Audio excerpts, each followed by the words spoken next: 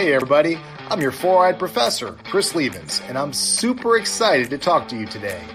Our roll call is for new and experienced ODs, optometry students, and even those just interested in this profession. We'll cover a number of topics together, and I'll help you see them through a professor's eyes. Please take your seats. School's in session.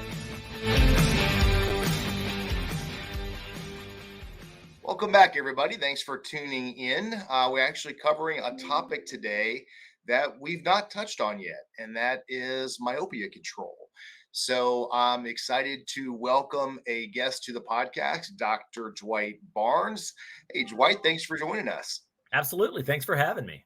Hey, my pleasure. So before we even get started, please tell everybody a bit about you and your practice in optometry and some things that people just don't know. Sure. Well, first of all, I was excited to hear you say that you hadn't touched on myopia control on this podcast before, because it's by far my favorite subject within optometry. I think that even though it's got a lot more buzz and coverage over the last 3 to 4 years, I think we're scratching the surface and it doesn't get the attention that it deserves. There's a lot of important topics in eye care, of course, but to give a little background on kind of me and where we got started. So I graduated SCO, as where you're affiliated with there, and I married a classmate. My wife, Dr. Kelly Barnes. We got married. We did residencies. We were up in the Boston area, and we knew we wanted to relocate back to North Carolina, which is where I'm from. And my wife Kelly is very fond of North Carolina as well. And so initially, what we wanted to do was find 2 separate practices, just out of the thought that maybe forge our own identity a little bit. I don't know if professional codependence is a thing, but forge our own identity. So we looked for independent practices, which we were both interested in, that were close enough together that we could commute our own ways and not drive too far. And we were fortunate to find that. And we worked in those practices for 4 or 5 years. And then back in 2008, we decided it was about time to open our own practice. And trying to look where we might want to live as a nice place, live close to where you work, short commute, and all that fun stuff. We settled in Cary, North Carolina. So for those of you who don't know that, it's outside of Raleigh. It's just barely west of Raleigh, and it's, quiet. It's suburbia. It's a nice place to raise kids and all of that. So we opened our practice, and the location's been good to us. We've had kind of steady growth throughout, and we've done an expansion and looking to do another expansion. And at the time, all we were doing was just, we wanted to provide general routine eye care at a really high level, like a lot of people who get inspired to do when they get in a practice. And myopia management was kind of the furthest thing from my mind. I had nothing against it. It's just, that was before it really took off. I didn't know a ton about it. And, like everyone else, I would see the standard things in my practice. The young patient comes in who we saw the year before, and they're worse by 3/4 of a doctor or whatever it ends up being. And the questions from parents, isn't there something we can do about this? And not having great answers. And that doesn't feel great when you're sitting in the exam room and they're looking at you as the expert and saying, all right, well, you fixed my husband's eye infection and you got me seeing better with some bifocal contacts. And why can't you fix this? Because it's a common problem and it's a big problem. And that lack of satisfying answers didn't feel good. So I reached out to some colleagues who were a little ahead of me on the myopia management curve and had been doing that for a while, and set up time with them and said, hey, I just want to learn more about this. And as from what I understand, talking to other colleagues, I don't think this is that uncommon. The bug got me, I really got the bug in a big way. And when I started doing a few cases, I just loved it. I loved it from a challenge aspect, right? There are unique challenges to that, just like there are for fitting scleral lenses or treating dry eye or what have you.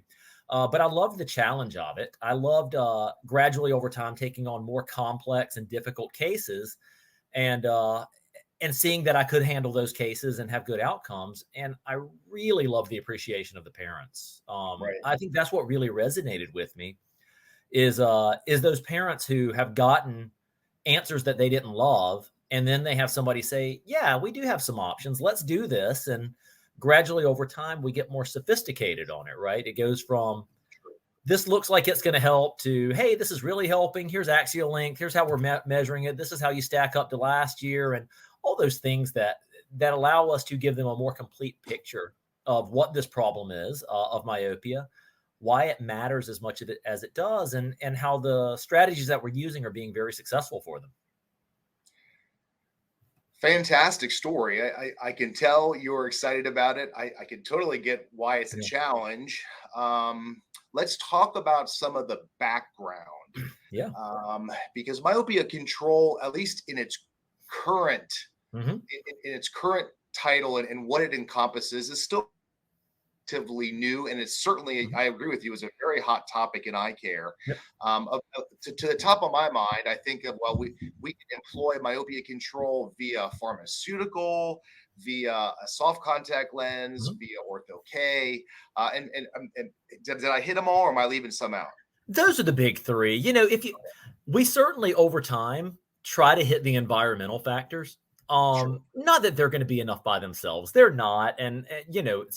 Who's going to not ever be on electronics in this day and age, right? But Right. parents are interested and we try to touch them. But if you talk like things that we would actually charge a fee for instead of just give a piece of advice, and yeah, those would Right. be the big three: ortho K, the soft dual focus lenses, and atropine, and maybe some combinations of them. And Sure. until such time in the near future when we get some myopia control glasses in this country. Right. So then, for your practice and your experience thus far, Mhm. which of those have you employed, and how do you, and if you employ more than one, how do you decide which Sure. ones, which treatment of choice might be appropriate for the patient that you're seeing at that moment? Yeah. So I do a lot more ortho K than I do anything else. Okay. A, because it's fun. B, because there is such a wow factor. They come in, and if you're treating somebody who's less than like a -3, and they're going to come in day one, and they're going to see pretty well on the chart in most cases if everything went well. And that wow factor is cool for the patient and for me. And I think the other reason is parents feel good about the idea that the lens that they're wearing, or in our case, when we're shaping the cornea, we call them reshaping molds. And Okay. that's just to try to get away from the commodity that is a soft contact lens. I think it really resonates well with them, with these young kids that are 7, 8, 9, 10 years old, that the lens wear and lens care is taking place at home under the supervision of the parents. Sure. Now, the soft lenses in most cases are daily disposables, like a MiSight or a natural view Right. multifocal. They don't have a lot of care involved, but especially the younger kids, I think parents really do like that. I think they also really like the ease of it, right? If the child's struggling a little bit with handling them early on, the parent can get involved and not have to worry about, oh gosh, they need to take it out at school and they're struggling and they don't have another lens, and all those little things there. But I think the biggest reason is ortho K. We were doing that before MiSight came out. We were doing that before natural view multifocal came out, and we had enough success, fortunately for us, that I kind of became known as the ortho K guy in the area. And so patients come in looking for ortho K. In some cases, I find myself saying, all right, that's great. I could probably do ortho K, but your child is maybe a better candidate for a MiSight or something like that. And in some Right. cases, I think they are. In some cases, I think that's just a much more straightforward treatment. I get a kid coming in wearing a soft daily disposable sphere contact. Why have them get used to an ortho K mold? That's easy. Just switch them over, and very little clinic time, very little effort on their part. So we do employ all three. Some of the examples when we would use atropine would Hmm. be if a patient's got a prescription that's going to be very, very challenging for ortho K, and we can treat way more patients than we used to, but let's say they've got a big mismatch in their corneal cylinder and the refractive cylinder. That Sure. takes more effort. It's not Right. impossible, but it takes a lot more effort. They've got an awful lot of astigmatism, and let's say maybe a low amount of spherical component. And so they've got a cylindrical component that's significantly higher than the spherical component. And maybe there is a fair bit of against the rule, and all those things make it more challenging. There are toric dual focus, but you got to do a custom lens in that case. That's somebody who might do, but that's somebody who could do very well with atropine. They wear glasses, they like glasses, they're not super motivated to get out of glasses.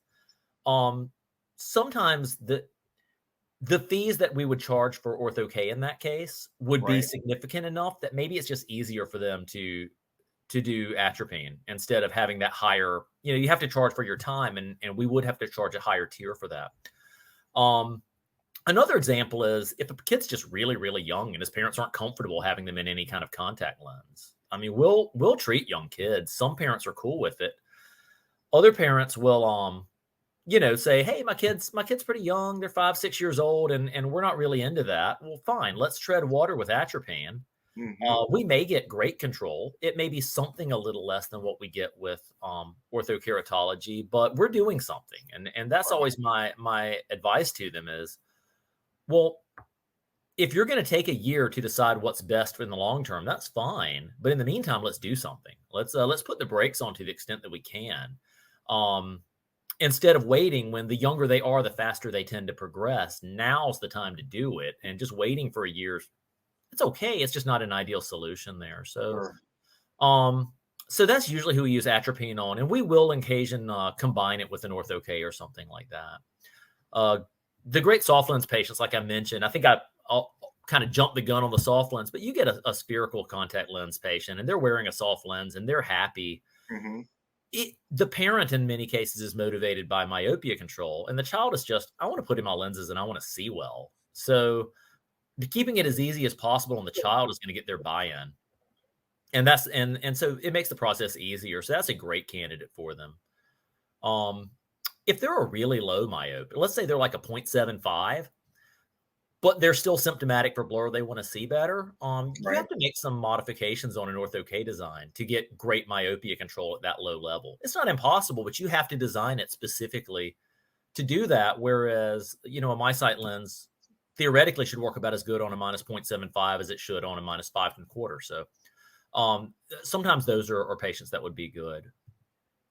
Another example for soft lenses real quick is if they have moderate corneal astigmatism and no refractive cylinder, right? Okay. You got to work at not inducing cylinder. So just throw them in a soft lens and they're happy. So let's talk about some of the science now. And here's where some of the challenges lie when a practitioner is trying to consider, should I, enter this category of myopia control or not? Well, let's look at the data. Well, the data can be confounding. Admittedly, whenever you're looking at research and a population study, the population study may say, well, it works or it doesn't work. But when you try to adapt that to a singular patient, well, even though the population study worked, it may not work for that individual. Even though the population work, well, it still may work for that individual. And so we have to remember that a patient is a solo person, whereas these big landmark studies are hundreds oftentimes of patients, if not more. Well, when it comes to myopia, you mentioned we might be examining a child 5, 6, 7, 8, 9, 10-ish. Well, we may not know everything that we did, whether it did anything for a generation or two. And within that patient, there's no control. So we don't know, well, here's exactly where the patient would have ended up, but here's what we did.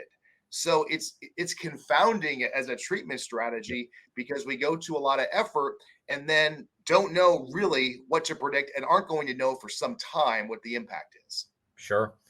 Those are valid. And I think it becomes an issue occasionally when you have a parent that's more skeptical of it, because we have two different types of parents who come in. We have parents who come in who either A, already know about myopia control, and that's why they sought us out in the first place. Right. Or B, as soon as we mention it, they say, yes, that's what I've been looking for. Does this really exist? Fantastic. How do I get signed up? Then there's the skeptical parent who we never want to engage them with fear mongering or be, overly persuasive or pushy or anything like that. But if we think it's in the best interest of their child, we do want to present it as what's in the best interest of their child. And those are the ones that are going to care a lot about those studies. It's a really valid point. And your comment sounds similar to some of what I say to parents, because they'll say, how much does it work? How much does it slow it down? And I give them averages, right? And I remind them. I think it takes that reminding them when they come in periodically, because even in the studies that show the most benefit from myopia control, they don't show a complete stopping of myopia progression. They show a significant slowing of myopia progression. We get patients that don't progress at all. Those are big high fives all around the room if we see them after 6 years and say, oh my gosh, we stopped it altogether. That's fantastic. And then we see patients that progress, and it's a matter of saying, okay, did we slow it significantly? How do we know? And we don't completely. So I choose my words carefully. I use Mhm. slow progression, not stop progression. And the best piece of information I think that we have on a visit to visit basis, whether it's been 4 months or whether it's been 6 months or what have you, is trying to look at the axial length. And Sure. we have general ideas of how much growth at a given age is appropriate and how much growth is more than that. And so if we can keep them somewhere around what we would expect at their age or less, and sometimes it's less, then we can feel pretty good about what we're doing. And if we don't, we can talk about, is there something we can do to help? Maybe it's adding atropine to an ortho-K patient. Maybe it's changing our ortho-K design to build up a little bit of a deeper reverse curve, a little bit more of that red ring on topography, and induce a bit more of that peripheral defocus that can help. And sometimes there's a patient who just doesn't respond well at all. And it's frustrating, and you do your best and you try. So we don't see a whole lot of those, but the literature does show that there are patients who don't respond fantastic to it. Sure. At, Um, at what age do you do you cease the treatment and go to a more traditional eye care treatment, of meaning refractive treatment like spectacles or sure. traditional contact lenses? I think that depends a lot as to whether they're an ortho K versus one of the other modalities, because ortho K, as you know, is a great treatment for adults as well. I don't treat nearly as many adults just because I'm a myopia control guy. Right. I'm happy to fit them, and when I do, it's usually because their child came in to see me and they said, "Hey, can I do that too?" But I have plenty of patients who keep going through college and grad school and job and wear them as their permanent vision correction. And I have other patients who say, "No, when we think we've lost that benefit of myopia management, I'd rather wear a regular soft contact, or I'd rather wear glasses or what have you." So Yeah. for atropine, we tend to stop that earlier. The atropine, I don't think, has nearly as much benefit once you're getting past 16, 17 years old. I do continue it longer if a parent is concerned and if the patient is having no significant side effects and they want to. And I'll have that conversation. It's gradually diminishing returns. We do not know exactly what age your child would stop getting more nearsighted. It could stop at around 17, 16 years old. It could stop at around 24, 25 years old. And I think we tend to make that decision around the time they're going off to college because that's a big life change, and maybe they just keep it as simple as possible for them. If they are in ortho K, sometimes we stop around that age because I find that around the time they go to college, their sleep schedule gets a little messed up for a lot of Right. kids. And if they have a low prescription, it doesn't matter. If they have a difficult prescription, sometimes they do have trouble getting enough sleep, and we'll say, okay, we rode this as long as we need to. They probably don't need this from a myopia control standpoint. And if the vision's not perfect, then let's go to a different modality. So ortho K, they don't ever have to stop it, and I present it that way. So let's talk a little bit about atropine, because this month, hot off the press, JAMA published two articles, Yep. of which I know we know a lot of people in both study groups. One came from the CHAMP study group, one Mhm. came from the PEDIG study group, and potentially part of the difference in the results could be the methodology of the analysis. Yep. But for the most part, globally speaking, Pedig said 0.1% atropine wasn't effective, and Champ said that it was. So we basically have an equivocal result. And that then throws us another curveball as practitioners, saying, okay, I get that it's a population study, but wait, how do I alter my practice now based on more confusion?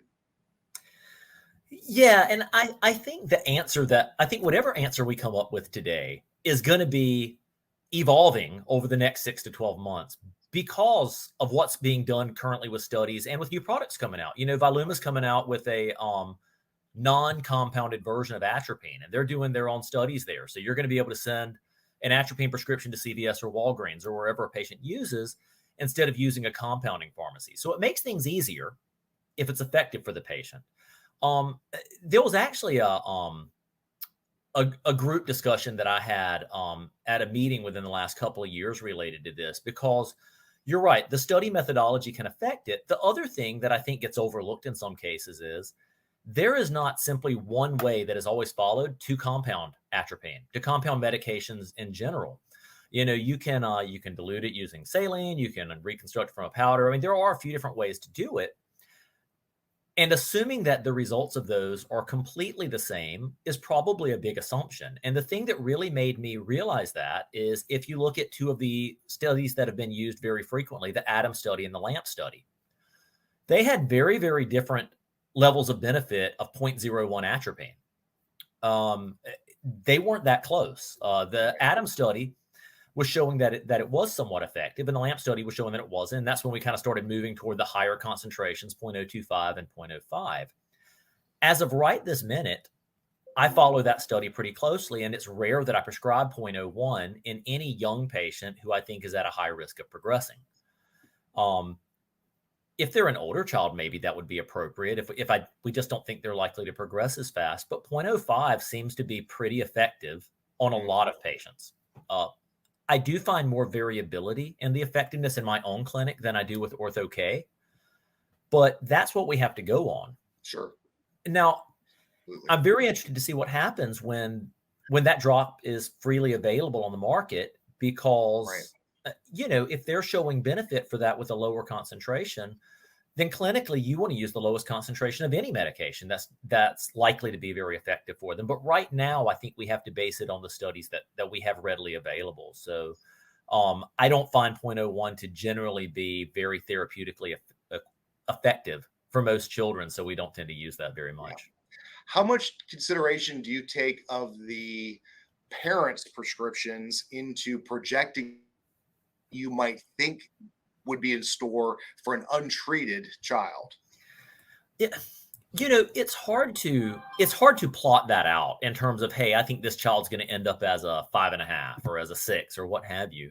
But we absolutely have that in our patient history. So when they come in, whether they saw us for a comprehensive exam and we scheduled a myopia management evaluation, or whether they were referred to us for that, we'll go through, we look over the records that we've received. We check a baseline axial length. If we think that Ortho-K might be in the cards, we'll get some baseline topographies. And then we want to find out, okay, how long have they been wearing glasses, or when were they diagnosed as myopia? It's great if we have a history of their rate of progression. And of course, if they're from our own clinic, we have that. We ask, are either of the parents myopic? Certainly a myopic parent, we've known this for a while, increases risk. 2 myopic parents increases it more. And if they are highly myopic, that increases it a lot more. And that all goes into the history there. So one of the pieces of equipment we use, and there's a lot of great pieces of equipment for axial length, but we use the Myopia Master. And I think there's similar benefits to the Maya and some of the other ones out there. We can put all that in there. And so we're putting in, number of nearsighted parents, how much time they're spending at near work, how much time they spend per week outdoors. And then we take all that and we put a low, moderate, or high assessment on their risk. And there's a report that we can print out that has that, along with their current axial length, plotted on a graph for like you'd have a height weight chart at the pediatrician, and we can show them that. And we are way less concerned for the patient with maybe one very low myopic parent. They're only in the 40th percentile for axial length, and they have a low prescription themselves versus somebody who's at the 85th percentile or higher. And we see people who are basically off the chart for axial length. And they've got a parent who's, like I was, like a minus 1250. So that's not a great recipe for future prognosis for that child. So let's take you out of the doctor coat for a moment, and you become the parent. Sure. And I'm just playing devil's advocate here. So you're a minus 12.5. Let's say Kelly's a minus 12.5 too. You're highly educated adults. You know the impact of being minus 12.5, as well as the health risks, ocular health risks of being minus 12.5. And you say, all right, so for our 7-year-old, we've read a little bit about this. We don't want them to be at risk, as well as have the visual challenges that we've gone through. So we're going to roll in with doc and whatever you recommend. And so now we go through a course of treatment. Your child's very compliant. And now 10 years later, your child is minus 11.5. And now we're having a discussion. Okay, yeah, I get mathematically it potentially had a reduction, but really, did we do anything? That's a tough one, because, if we look back just through our own clinical careers outside of myopia management, we see kids who had 2 nearsighted parents who ended up at about the same level. We have kids who ended up less on their own. We didn't do anything. They ended up, Right. the parents were a 10 and the kids a 4. And we Right. had kids that ended up substantially higher than either of their parents. I think it's just one of those things where we have to understand, to your point you made earlier, that is a sample size of 1. It's absolutely impossible to have a control. Even if they have siblings, right? Their siblings have different risk factors and might end up differently. And I think the parent just has to understand that we're reducing risk. Yeah. It's their likelihood of getting worse is lower. The rate at which they get worse is, based on all the studies that we have, likely to be reduced by a substantial degree. And in most cases, we think it will be. And we can't tell them how nearsighted their child is ultimately going to get. And I've had kids where at the very end, we've been doing this for a while now. I say, well, yeah, I think we helped that kid, but maybe not as much as typical. Yeah. And then I've had the kids that pleasantly surprised, and I say surprised kind of maybe before about the year 2000, which was when we started really tracking axial length, where they decided to stop wearing Ortho-K and we're washing them out, prescribing glasses or soft contacts. And I'm kind of mentally crossing my fingers saying, man, I really hope they didn't get very much worse. I don't think they did. And I'm like, hey, all right, it was only a quarter diopter over like 5 years. That's fantastic. Those parents are going to be excited. So, yeah. Well, and then that brings up another question. So when you cease the treatment, do you ever see some rebound effect that happens a lot quicker than you would anticipate a natural change? I have not seen a rebound effect, at least in patients who do continue it through the majority of adolescence, as they're getting to the end of high school. I have not seen a rebound effect. Yeah. And that's including atropine. Yeah. They've shown that with higher dosages. There is a rebound effect with 0.05, but it's fairly insignificant for most patients. Mm-hmm. And if they're lower than that, that shouldn't be a concern. And with Ortho-K and soft dual focus lenses, I haven't really seen a rebound effect. Well, then, we've really covered this pretty well. That the last thing that I'm really curious about is, I'm the parent. Yep. Dwight, talk to me. I don't know anything about this. My child, you've been taking care of for a while. Their myopia is getting a little bit worse. How do you bring up this conversation to me, and how do you identify my child might be a good candidate? Sure. The first thing is, if we have seen them in our clinic for a little while, and so we know that history, and so maybe they don't have a high prescription yet, but it is clearly increasing. They went from a 0.5 to a 1.25 to a 2.25, let's say. It's still not terribly high, but they're young. I try to let my own enthusiasm for the benefits of this come through. I get excited about it. The parents can see that. And so I get concerned for my patients, just like all good doctors get concerned for their patients. And I express that. I say, hey, look, I want to share with you where the prescription has been this is now the 3rd visit. There is a trend here that concerns me. And I want to explain why. So we went from this prescription to this prescription to this prescription. That is unfortunately not surprising. As parents and as clinicians, we can be frustrated by that, but we don't have any right to be surprised by that, because now we know that that's common. And then if they came from outside, or maybe it's the first time I've seen them and they don't wear glasses, we don't use the trend, but I share the same thing. At your child's age, kids who are nearsighted get more nearsighted. That's what they do. They do it like it's their job. They don't all do it at the same rate. I can't tell you how nearsighted your child will be in a year, but we know that we fully expect that to get worse. What you may not know is that now we have some treatments that can slow that process down and try to keep that at a lower level. And then the next thing I always hit is why? Because number one, the end result isn't so they won't have thick glasses. It's a nice side effect. It's wonderful that we can keep them less dependent on glasses. Glasses look better with thinner lenses, right? You're less dependent on if you lose one or break one. And a lot of times parents will look at it as, well, I have LASIK. I'm just going to get them LASIK when they're 22 years old or whatever, and problem solved. So I'll explain to them the medical side, right? And I think taking the eye length is a helpful way to do that, because it's not just simply a number on a prescription pad. I tell them that as your child gets more nearsighted, their eye grows longer front to back. Now, children's eyes are going to grow anyway because they're getting taller and their arms and legs are getting longer. Their eye is going to grow longer. But when you're getting more nearsighted, your eye grows longer faster than it should. As that eye grows longer at that rate, the retina stretches thinner.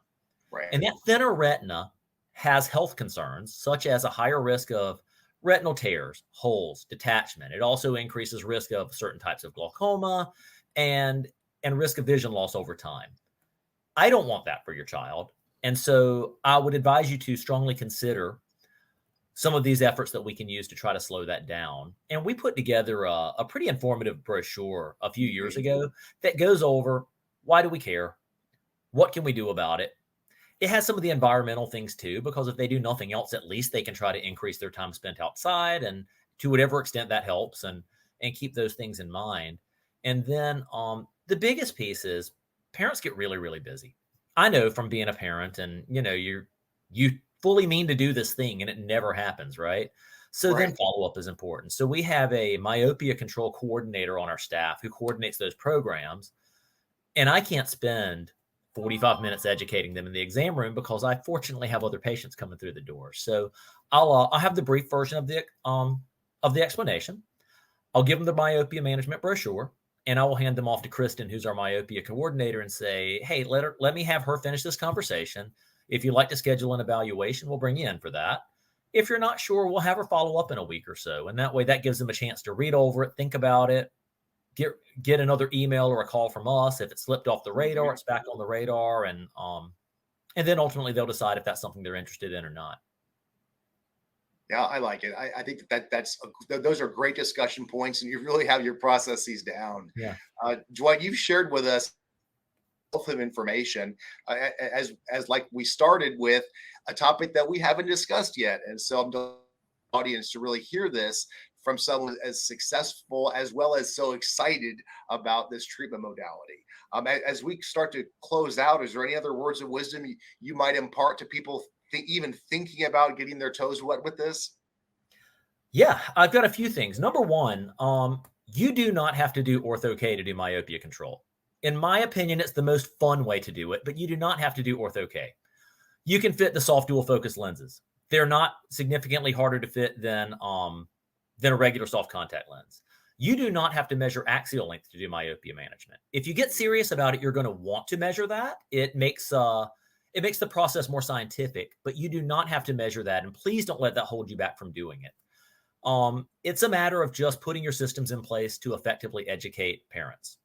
And the second thing I will say is, if you are someone who has just barely gotten started and you feel like you have a lot to learn, or you're somebody who has not even gotten started and you really feel like you want to gain information on this as quickly as you can, there are a few different places that you can get good information. Your lens manufacturers can help you wherever you order your rigid gas perm lenses. When you go through the certification process, they can help you. But if I had to point to one thing, the American Academy of Ortho-K and Myopia Control has a meeting every year called Vision by Design. Okay. And that is it's a 3-day meeting, similar to a lot of the big meetings that are out there, but is fully focused on myopia control and Ortho-K. And they have a boot camp program. And so when you're coming in, they send you through this boot camp program, and it's COPE approved. You get your CE credits while you're at it. And it tells you all the things about why it matters, how to measure and assess axial length, how to determine a fee structure, how to set up your contracts for parents to sign for informed consent, all the things you need to know to fit these and be successful with them. And so you probably get the equivalent of a couple of years worth of experience in the course of a couple of days. And I think that's a great place to start. I love it. Fantastic. Great advice, Dwight. I'm sure the audience appreciates everything that you shared with us today. At some point, I'd love to have you on again in the future. But our thanks to you for sharing some of your personal time with this really interesting whole topic of myopia control. Thanks so much for having me on. It was a pleasure. Class is ended for today, and we have no exams or grades approaching. Please email me at foureyeedprofessor@gmail.com if there are topics that you would like to hear and see through a professor's eyes.